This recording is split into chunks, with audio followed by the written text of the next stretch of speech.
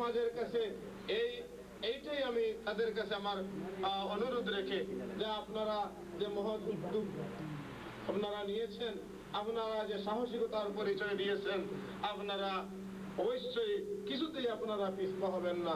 আপনারা সকল বাধাকে উপেক্ষা করে, সকল বাধাকে আপনারা এড়িয়ে আপনারা সামনে চলতে থাকেন। আল্লাহ আপনাদের সহায় আছেন।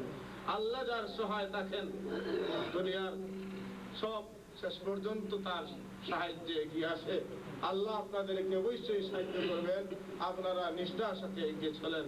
আর আমার সুধী সমাজকে, আমার মুসলিম সমাজের কাছে আমার আবেদন যে আমরা শুধু আল ইসলাহিয়ত ফোরাম কেন, ইসলামী সংগঠন, যে কোনো সংগঠন আমরা যখন দেখবো যে কোনো একজন মানুষ সে ভালো কাজ করতেছে, যতক্ষণ পর্যন্ত দেখবো সে ভালো কাজ করছে, আর যে কোনো ভালো কাজে আমরা সহযোগিতা করব। যে কোনো মন্দ কাজ করতে দেখলে তাকে আমরা বারণ করবো। হুজুর পাক সাল্লাল্লাহু আলাইহি ওয়াসাল্লাম বলেছেন, মান রাআ মিনকুম মুনকারান ফালিয়ুগাইয়িরহু বিয়াদিহি। তোমাদের কোনো ব্যক্তি যদি কাউকে কোনো মুনকার মানে তাকে কাউকে কোনো নাফরমানির কাজ, আল্লাহদ্রোহিতার কাজ, নিষিদ্ধ কোনো কাজ করতে যদি দেখে, তার উপর ইমানি দায়িত্ব এসে যায়, ফালিয়ুগাইয়িরহু বিয়াদিহি, সে যেন শক্তি প্রয়োগে তাকে নষ্ট করে দেয়, বাধা দেয়। ফাইল্লাম ইয়াস্তাতি, যদি তার এই পরিমাণ শক্তি না থাকে, শক্তি প্রয়োগে যদি বাধা না দিতে পারে, ফাবিলিসানিহি, তবে মুখ দিয়ে বাধা দেওয়া তার ইমানি দায়িত্ব হয়ে যায়। ফাইল্লাম ইয়াস্তাতি, যদি মুখ দিয়ে বাধা না দিতে পারে, ফাবিকালবিহি, তবে অন্তর দিয়ে বাধা দেওয়া, অন্তরে তাদের প্রতি অনীহা প্রকাশ করা, ঘৃণা প্রকাশ করা, অন্তরে ঘৃণা পোষণ করা, এটা ইমানি দায়িত্ব হয়ে যায়। মানে তাদের কাছ থেকে সরে থাকা তখন এই ইমানি দায়িত্ব হয়ে যায়। অতএব আমরা যে কোনো মন্দ কাজে আপনি যদি আর বাধা দিতে চান, শক্তির প্রয়োজন আছে।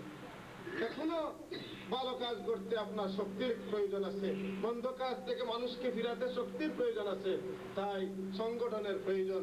অতএব ইসলামী আদর্শে, ইসলামী তাহজিব তামাদ্দুনের অনুপ্রাণিত, উৎসাহিত, শিক্ষিত আজকের যে যুব সমাজ, আল ইসলাহিয়ত ফোরাম এর নাম নিয়ে যারা আজ সমাজের মধ্যে আত্মপ্রকাশ করেছেন, আমি তাদেরকে শেষবারের মতো আবার অভিনন্দন জানিয়ে আল্লাহর কাছে তাদের সার্বিক সফলতা কামনা করে এখানেই আমার বক্তব্য শেষ করছি।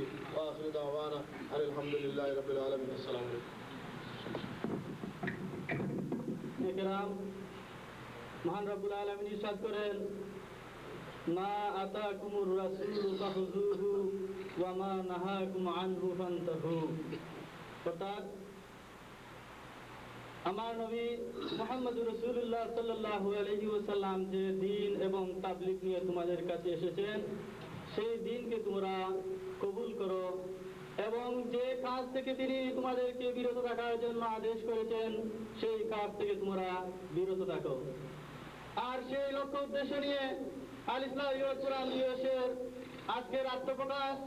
আল ইসলাহিয়ত ফোরাম আমাদের যুব সমাজকে নিয়ে মানুষকে মহান রব্বুল আলামিনের পক্ষে দাওয়াত দেওয়া এবং নবী পাকের পথে, যে পথে চলার জন্য আদেশ করেছেন সেই পথে চলা, এবং যেই পথ থেকে বিরত থাকার জন্য আদেশ করেছেন সেই পথ থেকে বিরত দেওয়ার আহ্বান এবং কার্যপ্রণালী নিয়ে আল ইসলাহিয়ত ফোরাম দিবসের আজকের আমাদের এই আত্মপ্রকাশ।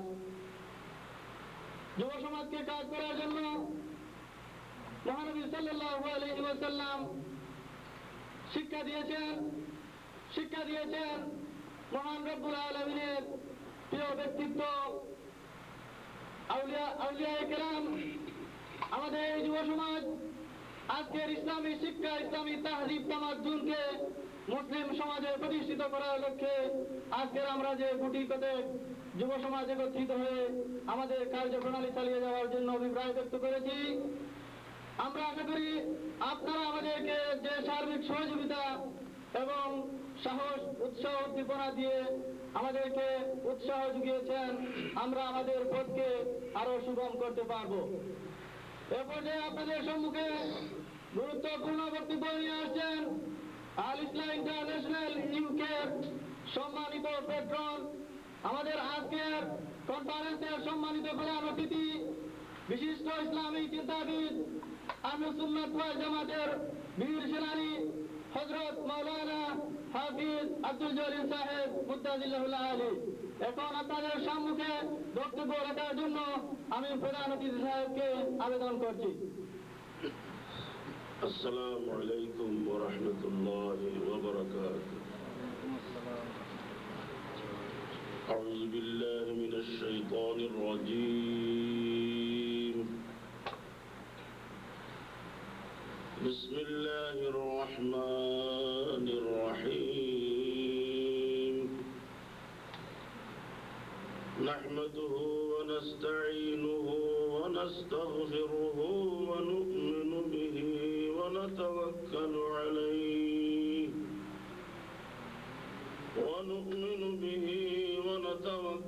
عليه ونعوذ بالله من شرور أنفسنا ومن سيئات أعمالنا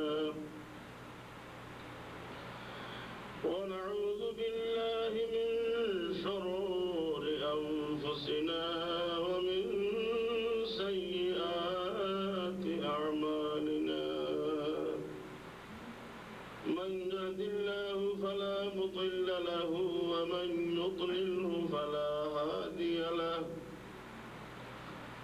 ونشهد أن لا إله إلا الله وحده لا شريك له ونشهد أن سيدنا ونبينا وحبيبنا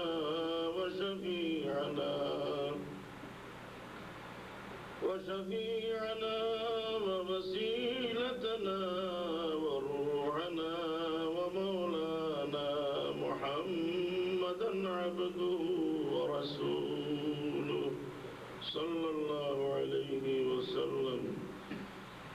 أما بعد فأعوذ بالله من الشيطان الرجيم.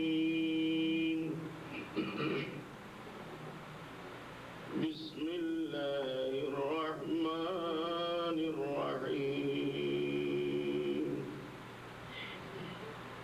محمد رسول الله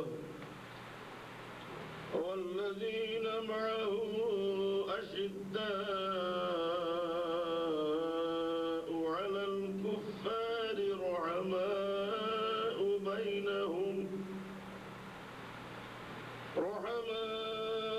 بينهم تراهم ركعا سجدا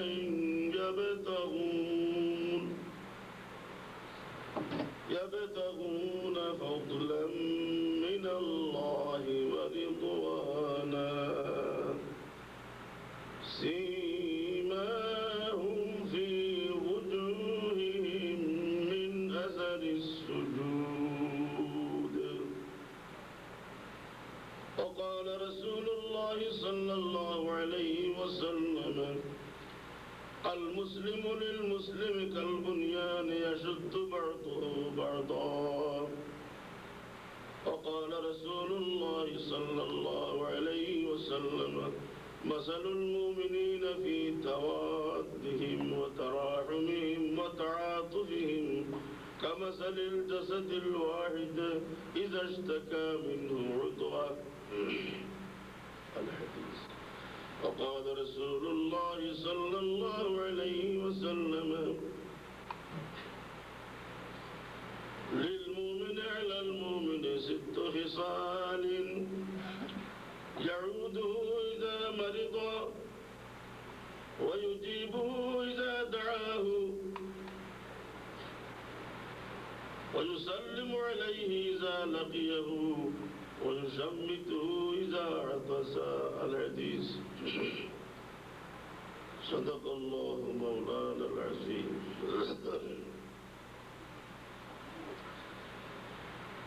وأحسن منك لم ترى قط عين